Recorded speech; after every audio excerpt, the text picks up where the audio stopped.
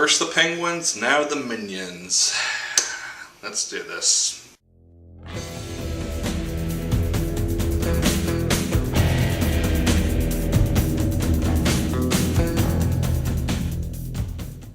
Hello once again, watchers of good movies. My name is Nick Pell and this is once again coming from my apartment. Now today I'm going to talk about the film Minions. This is the spin-off-esque movie from the Despicable Me franchise, and it stars the Minions, the little yellow guys who served Gru in the first two films.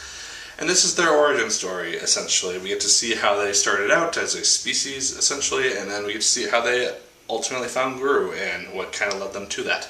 And the Minions in this film continue to be very hilarious. There were multiple times throughout the film that I did laugh, and there are a lot of jokes that really do hit really, really well. A lot of the kids in the theater that I was in, they were laughing their hats off. A lot of jokes just really work in this film. Some don't. However, there was a lot of times where the theater's just quiet, including myself, and it's just like, could have been better. The visuals, again, continue to look great. We saw them kind of established in the first two Despicable Me movies, and now they've just kind of improved, and it's not really noticeable, but I don't know, maybe they look a little bit clearer or crisper or something, but the visuals look great, as always. And then the villain of this film, Scarlet Overkill, played by Sandra Bullock. She is a great villain in this film. She's comedic, and yet she has this kind of binary, I don't know if that's the correct word, but you kind of see the nice or lovey side of her with her husband, and then you see like the pure evil side of her with other things, and it's kind of an interesting back and forth that you see between her, and it kind of makes her a more interesting character. You get a little bit taste of her backstory as well, but it's not really focused on it as much as it might have been to kind of improve the movie a little bit. And then the ending to this film was probably my favorite part because it was the funniest, kind of brought everything full circle, and the end credits are good as well for about the first half. There's little scenes here or there which are worth your time.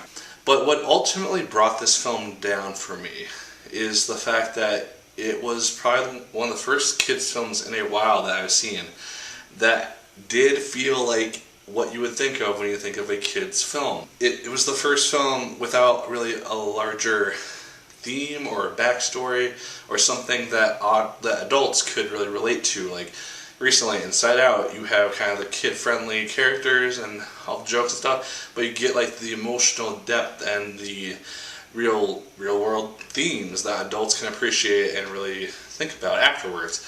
And this film is just very basic, very straightforward. You got the Minions, they're going out to find the best supervillain that they possibly can.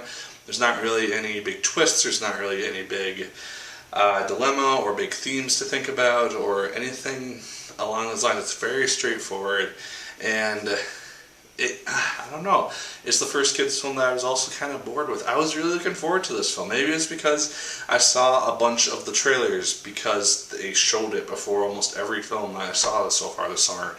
Maybe because I built it up so much in my head. I love the first two Despicable Me movies, so I was like, this is going to be great.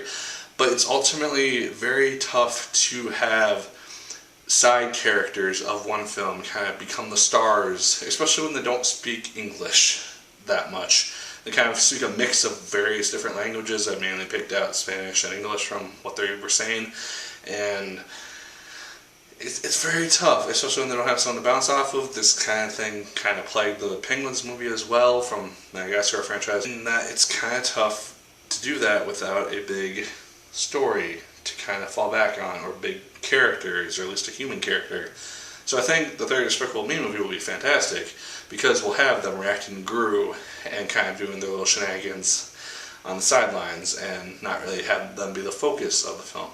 It just didn't work for me for some reason. I'm really upset about that because this was the top film I was looking forward to this weekend. And now I don't know what my top for the weekend will be. I have The Gallows, Selfless, and Amy left.